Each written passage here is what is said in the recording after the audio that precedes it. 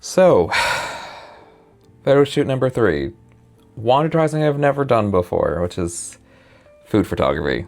Which, let's be realistic, I feel like that's kind of hard to do because you have to make the food look good. It has to be good itself, but like you have to emphasize how it looks. And I can make something look nice, like presentation wise, but when I have to style a set, it's just not gonna happen. I tried, mainly tried to keep it super simple because I didn't want to have a bunch of, I hate to get colors to work with. So I ended up making just a chocolate cake with a regular like vanilla buttercream on top. And then the only real like color there was in the shots was my purple apron.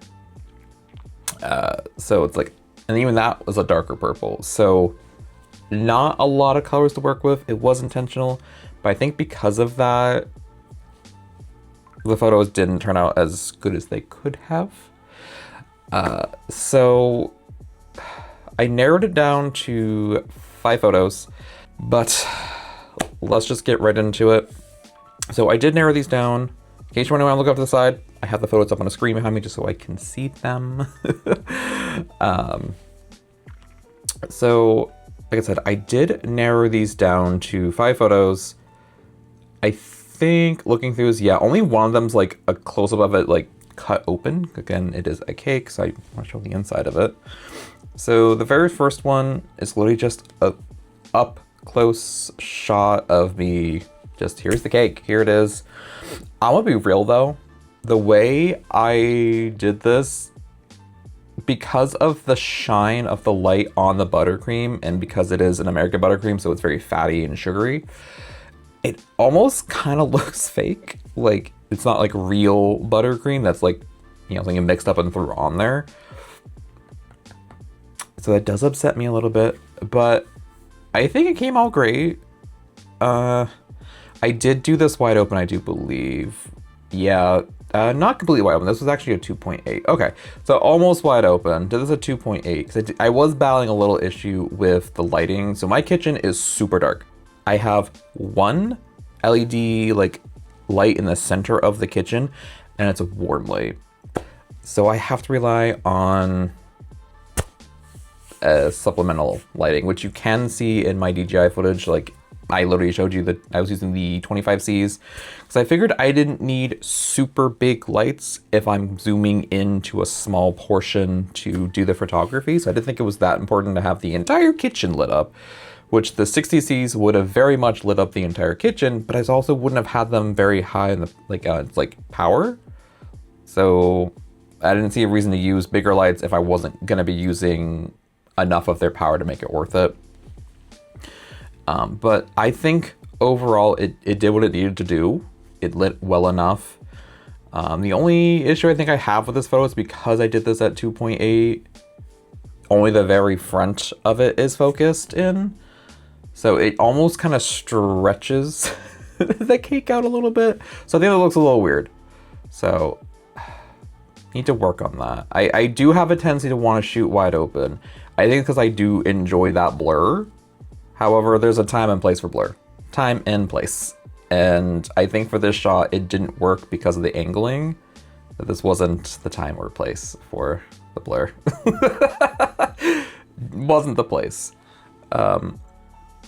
Which going to the second one, the blur works a little bit better. This is also at 2.8.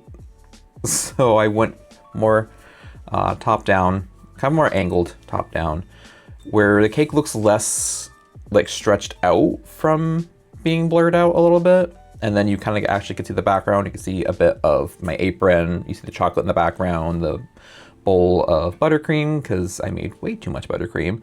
Funny part is that wasn't on purpose. It wasn't on purpose. I made extra buttercream. I just winged it. I just threw a bunch of butter and sugar into a bowl and mixed it because American buttercream is literally just balancing your fat and your sugar. You don't really have to have a recipe, honestly, for it.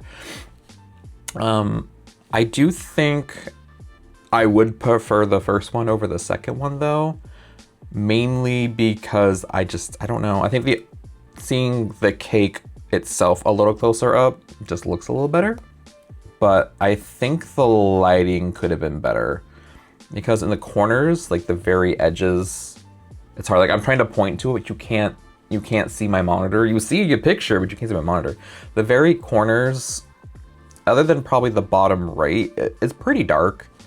And because the light is mostly focused on the cake itself, the lights were like up. They weren't super low or anything. You could see it in the footage, but they're decently up.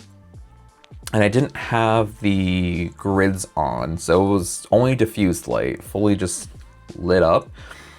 But I think I could have done a little better. I did end up closing my aperture a little bit, so I went to 5.6 for the next one. And I purposely let's get the apron logo in there because that's important. Let's throw a brand in there for a cake. But I'm still not mad at this because where it's a bit more open, or closed I should say, not open.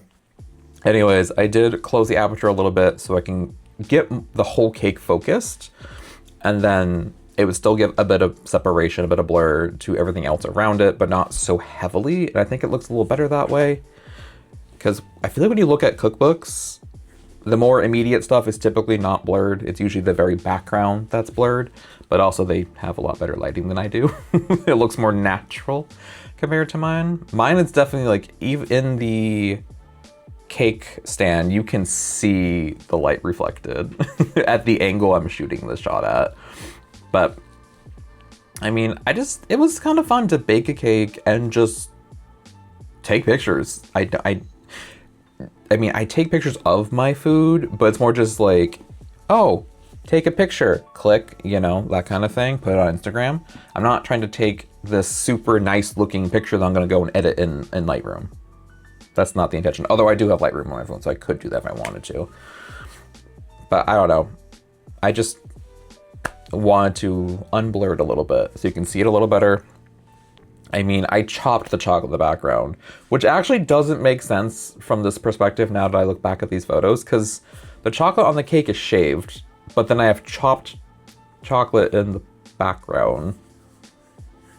I think that's a takeaway there. That's a learning lesson to maybe make sure the props match up for what you're doing. So I think I should have had the chocolate maybe shaved and then even maybe just had the peeler in the background instead of a chef knife.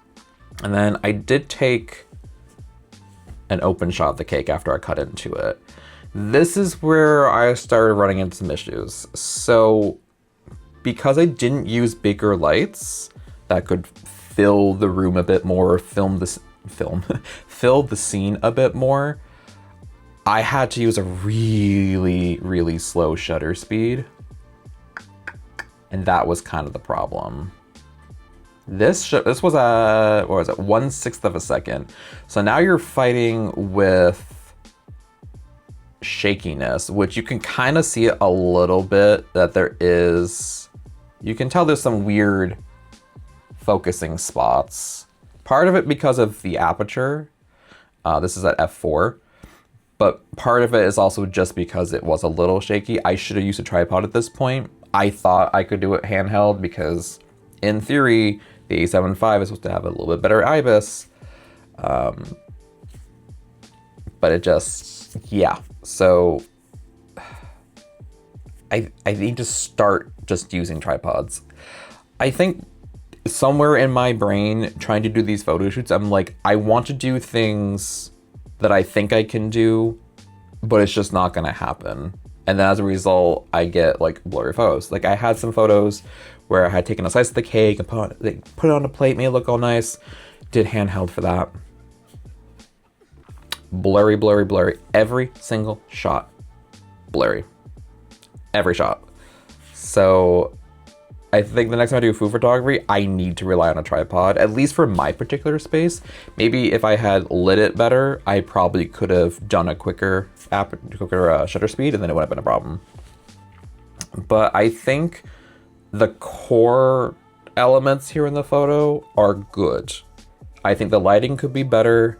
I think the composition could be a little bit better because the aperture I decided to use, it did cause the very center of that cake cut to blur. It's not in focus. And that's kind of distracting. I think had I done at least 5.6, would have been better. And then threw it on a tripod. I think tripod in a smaller aperture would have fixed the issue right then and there for me. It's like, I'm showing you my work, but I'm critiquing myself at the same time. We love a self-critique. I'm not trying to put myself down. It's just like, these are things I'm seeing now that I'm editing these photos that like, I need to work on this so I can get better. I definitely think I'm one of those people, especially in my like corporate job, where I could lead you to the water, but I don't know how to drink it. And that's where I then tried to do like like a top-down like layout type scene. The one big thing that bothers me right off the bat is I did this after I cut up the cake because I didn't think I was going to do this top-down. So I had already portioned out the cake because this is a single layer, like 3 to 4 servings type of cake. It's from Erin McDowell, I think is her name.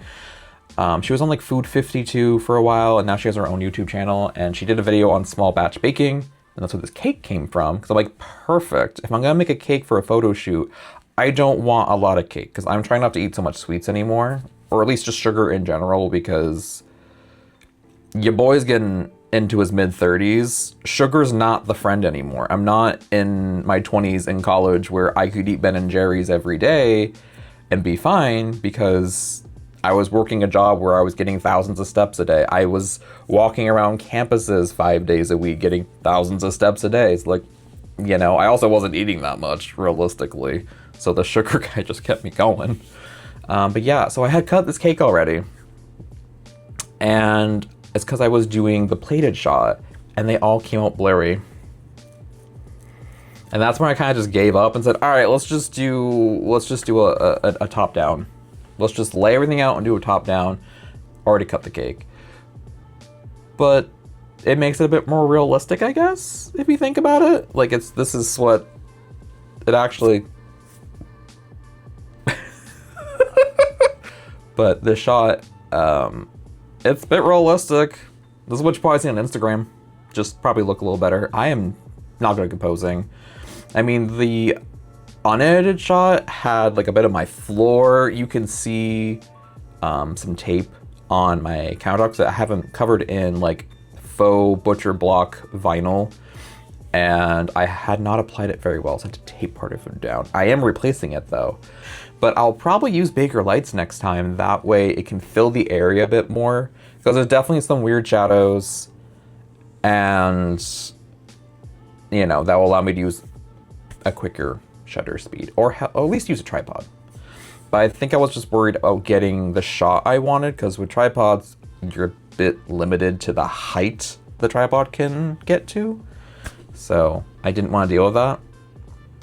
Not to mention now the A7 IV has that flip out and tilt screen. I can finally get angles that I wanted. Like this top down, I had it like this and I tilted the screen towards me. So that's how I saw everything.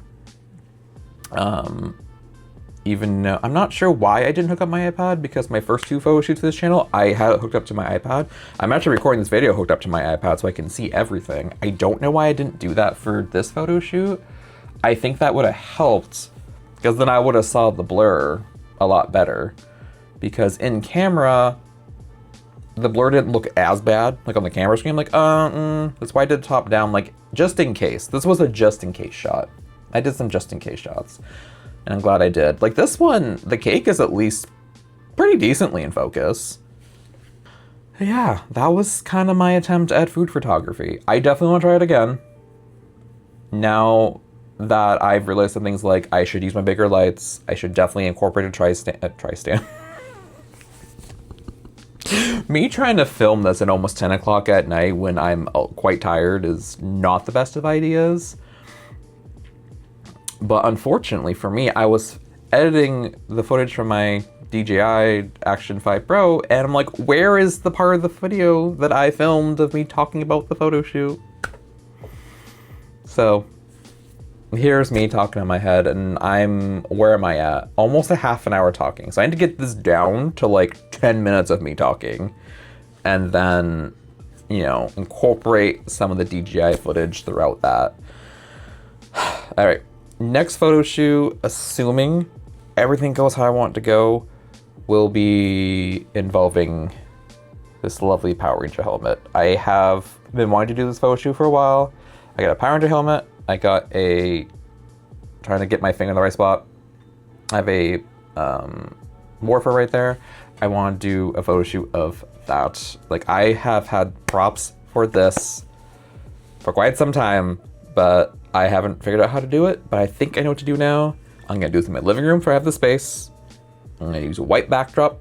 I'm gonna use bigger lights. I think I'm gonna use a speed light for this as well. Get some flash in there. And we're doing a Pink Ranger shoot.